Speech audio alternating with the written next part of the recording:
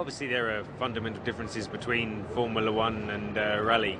In Formula One you're not performing for such large durations of time, whereas the rally obviously is for the recce days, for 2 days, then you've got 3 days of the actual rally competition with the shakedown in between. So the duration of driving's longer. In terms of the training, we don't do so much different in terms of fundamentally. The core cardio work is still done. There's more emphasis on, because the driving position has changed, working to make sure the core side of things is very strong. The Formula One car, you're practically lying down, and the body over 9 years of driving one of those cars adapts to that position. Suddenly sitting very upright and driving just sitting for long periods of time, obviously we have to work a little bit differently on those muscles just to strengthen them up. From an endurance point of view as well, there's an element there that we have to incorporate, and depending on the country, the temperature.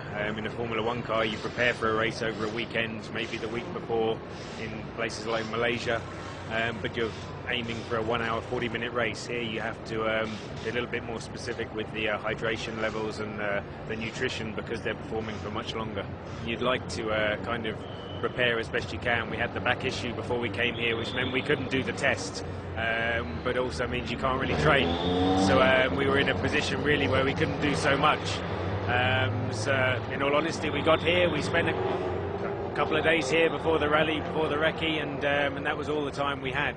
Ideally we would have done some form of training here, but we couldn't because of the back issue. So the rest and recovery was more important in this stage than it was actually doing some altitude training.